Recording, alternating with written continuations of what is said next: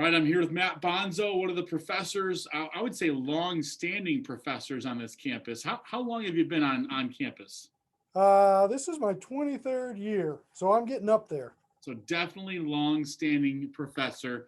I'm just thankful to have this time with you today. So you've been here for 23 years. What exactly do you do for the people that may not know who you are? Yeah, so I'm the lone philosophy professor here at Cornerstone. So I'm responsible for almost all the philosophy courses, which involves every semester two or three intro level classes that I teach. And then I do uh, one or two upper level philosophy classes every semester. Yeah. I'm also in charge of the what we affectionately call ICCE, the Institute for Christianity and Cultural Engagement, which kind of encourages students and faculty, staff to kind of engage in some of the contemporary cultural issues on campus. Awesome. Awesome. What do you love most about this campus? You've been here 23 years. You've probably seen a lot of change, good and bad. But what do you love most about this campus and working here? Well, the easy answer with that to start with is I'm also a farmer, so I love the fact that this was once a farm. Yeah. But you know, it's the right size campus, I think, to give a real community feel. So when the weather's nice and you're just outside, you're probably going to cross paths with nearly everybody from campus. And so it's a great campus for face-to-face contact, which I think is such an important part of the educational experience. Uh, I think the recent upgrade in facilities with the chapel and with some of the athletic facilities and Central Hall have been a major kind of step forward for the campus. It gives us, some of our older buildings look like they should, right? As older buildings that were built the least expensive way possible. Yeah. And sure. I think some of our more recent architecture has been much better and just has a better appeal to it. So being on campus that way, and if I'm pushed, my favorite thing about Cornerstone and campus is probably my colleagues, uh, especially here in the humanities department. We have a pretty close relationship with one another. Awesome. Awesome. When you mentioned farming, what is I know a little bit about it, but what is your crop? What's your desire? What's your passion in that area? Yeah, well, I mean, it grows first out of, well, it's probably genetically there for me, but it grows out of my work with Wendell Berry, who's a philosopher intellect who's written quite a bit.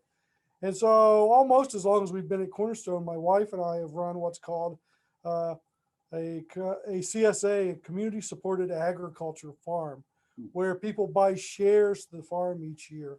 And so, if you buy in, you get somewhere around 14 weeks worth of whatever vegetables are in season. And then we've expanded in the last couple of years to include pork and beef.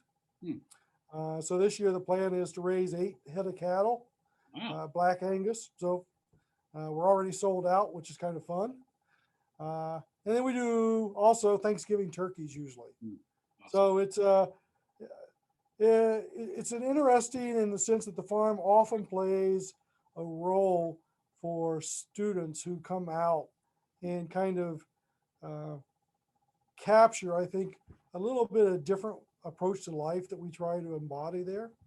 So it's a teaching place as much as it is simply a productive farm.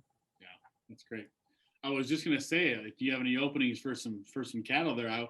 We bought my wife and I bought our first pig this past year, and I'll tell you what, best investment we've made in a long time. Yeah, And so our next one, like, do we have a big enough freezer so we could do a cow, at least half a cow?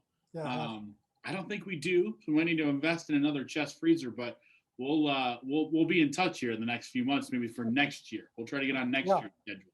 yeah. The we've been doing pigs for a few years now, and we've always sold out eventually, but the cattle kind of have sold themselves before we ever started doing it. I'm up for some good meat there. I like that. It's good Oh, stuff. the taste is phenomenal. Oh, for sure. For sure. Well, hey, let's transition a little bit to the world of athletics. Yep. What is your favorite sport? What do you love to watch when you're turn on the TV or support in person? What's that favorite sport? Boy, that's a hard one. I have to admit, over the years, I've lost a little bit of faithfulness in watching sports. Uh, Probably still football. I played football in college for a couple years, and I still enjoy the kind of strategy often associated with football. But I love basketball too. Baseball. Yeah, I like to listen to baseball on the radio more than watch it, just because of the slow pace. You can do other things with it. And my son in high school played soccer, so I learned quickly to like soccer and understand it a bit. So every once in a while, I'll watch a bit of a game on TV of soccer. But I probably find myself most regularly watching football. Are you a college foot fan or a pro fan? You know, you have to add high school to that now too, Okay. because man, high school games you can pick up. I I don't know that I would distinguish that. I'm not loyal. The only team I'm loyal to, and I hate to admit this, is the Cincinnati Bengals. Oh And wow. that's because Okay. of that's where I grew up. Yeah. And if I could stop being a Bengals fan, I would. Because it's like being a Lions fan, right? Nothing but frustration. Yeah. Yeah. So I watch college and pro and even high school kind of equally just because I love the game Yeah. to watch. And so it's not so much for me the fan experience of rooting for one team as it is just kind of appreciating the game. It's one of the reasons I'm hesitant even about the Super Bowl because there's so much hype around the Super Bowl sometimes that the game gets lost. Fortunately, this last one was not the case. It was a good game just to watch, at least for first half or so. Yeah. First half. So you grew up in Cincinnati. I don't think I knew that. Well, outside, I grew up actually in southeastern Ohio. The closest team would have been Cincinnati. Okay. Whereabouts in southeastern Ohio? Uh, Two small towns, one called Portsmouth, which is where Shawnee State is at, if you know about it, and about a half hour away, which is where I went to high school, a small town called Jackson. Unbelievable. I don't know how we did. Maybe we knew this. So my family, my dad's side of the family is all Portsmouth, Ohio. Oh, really? Yeah. So my grandmother's maiden name was Newman, and All they right. a big farming family back down Yep. in the southern Ohio. And my dad grew up in Portsmouth. Went to Portsmouth. If I can ask, I don't want to age you here on our call, but what year did you graduate? Did you go to Portsmouth? Or you went to Jackson? You said.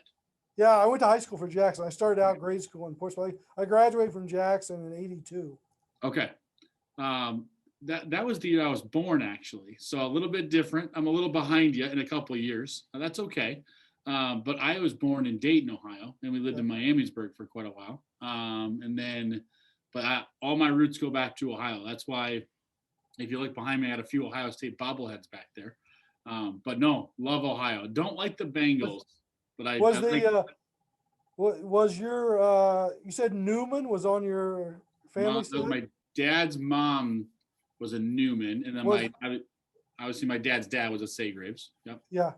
Uh, if that's the Newman family in which there was a relatively famous referee of high school sports, Hmm. a guy by the name of Bill Newman, Okay. uh, who I have to admit I came to hate as a referee. I That's never probably felt we yep, got a good deal from him. yep. That's our family. I'm gonna take ownership of that. Yeah, there you go. Yeah, that's good stuff. Well, I did not know that about you. So we got a little more connection there. We actually, my family went on a vacation this summer and we traveled back through, actually in November, we traveled back through, went to the Smokies and then came back through Southern Ohio and Northern Kentucky there. And we actually so my grandmother lived in Wheelersburg, which is just right next All to, right. Well, my family lives in Sciotoville. My mom's still in Sciotoville, which is right next to Wheelersburg. yeah. So like my grandfather passed away before I was born. But got to go visit their gravesite and just show our kids. My wife and I have two boys, and showed our kids like kind of where my family started that. So, yeah, Yeah. Did you? Are they buried in the cemetery right in Wheelersburg on the hill they there? are. Yep, right on Yeah, top of the hill. yeah. Actually, it was about a year ago today, well, just a little more than a year, that we buried my father in that same cemetery. So they're Interesting. close by then. All right. Well, good stuff. Well, let's go to a little bit of a lightning round here. We could talk about Portsmouth and Wheelersburg and all that for hours, probably. Well, Uh, yeah, Wheelersburg, sports wise, is a dynasty. yeah, for sure. Portsmouth High School. My dad went there, and they obviously the old high school got torn down. Yeah. They built a new one, and so we stopped by the high school and saw tried to get in to see if we could see the trophies and pictures and things like that. But in the COVID world, we didn't get to do a whole lot down there. So.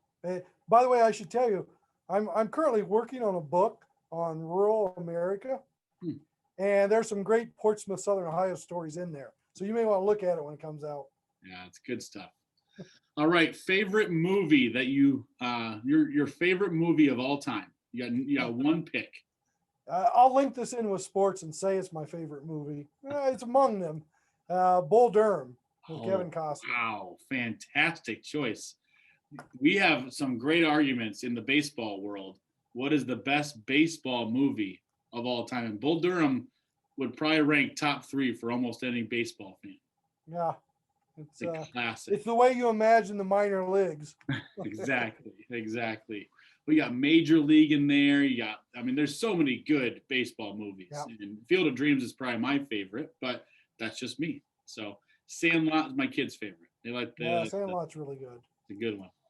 All right. If you were going to have a meal made for you, what meal would you choose to get made? One of the steaks from one of my cows. How do you like your steak done? What's that? How do you like it done? Medium rare. Okay. And it has to be pretty thick. Baked potato and probably corn on the cob, as fresh out of the garden. We've got a lot more in common than I thought here. We're good. That might be my choice of meal too. There's nothing like fresh corn.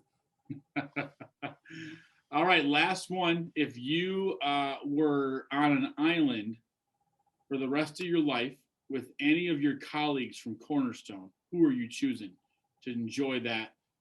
How many do I have to choose from? Any of your colleagues at Cornerstone. So any of them. Somebody present or somebody past.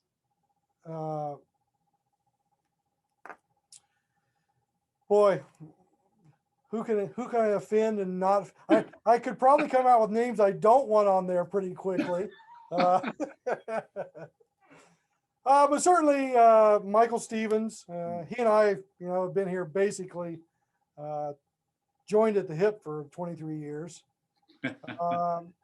Van Dyke, also Rick Ostrander, who used to be the provost here, is a good friend. So I would want him there also. We probably need some female presence. So Dr. Espinoza and maybe Emily Gratson. I've gotten to know pretty good over the years. Part of it is I don't know anybody right now, right off the bat, who's here at Cornerstone at the moment that I wouldn't want there. Generally, it's an interesting bunch of people around here. Yeah. But clearly, the colleagues I know the closest, I'd want to surround myself with. Yeah, I would probably, if I could invest in a video broadcast of you and Stevens on the island together at the same time, I would invest in that. I think that would be well worth the cost of whatever that price would be. Stevens and I wrote a book together, and we literally wrote it by sitting down in the office together. And it was such a strange experience because we'd work on the book, and then we would all of a sudden rabbit trail off into high school football stories or whatever. It took forever to write the book, but it was really enjoyable. That's good. Well, I'd like to end our time together with more of a little serious question. All right. When I started these with different faculty, staff, and students, we were all at home. We were stuck at home and couldn't do anything. And so I asked them to share, hey, what's an encouraging word that you could share with our campus about how do we get through this together? We're still kind of in I wouldn't say stuck at home, but still we're not able to do everything we want to do right now, and the old normal, as you might call it. But what's an encouraging word that you can share with our campus community to just say, hey, hang in there. We're going to get through this together. This shall pass at due time. Yeah, I think I'll appeal to our virtue project a little here and say, you know, Christians from the beginning have gone through amazingly trying times, including things like pandemics, right? And plagues and so forth. And the promise has always been that the kingdom of God is still coming, right? And so our faith is rooted in a deep hope that the tragedy of the moment is going to be surpassed and made whole in the glory of the kingdom. Yeah. So sometimes it's hard to see, but when you surround yourself with the right people, you can taste the kingdom of coming. Oh, for sure. So good. Well, I appreciate you. I appreciate the time that you've given us today. And I think we need to get together and talk about some more Portsmouth Wheelersburg rivalries and Shawnee State and all those days on the good Ohio banks of the Ohio River. All I'll say is I once scored 3 touchdowns against Wheelersburg, and so that's my claim to fame. I don't know that. I don't know a whole lot about Wheelersburg as much as I know about Portsmouth, but yeah. I know my dad and my grandfather. I didn't know him, but all the articles that I read about him was a pretty special person there in Portsmouth. So cool. Yeah. All right. Thanks for joining me. Yep. Thanks, Aaron.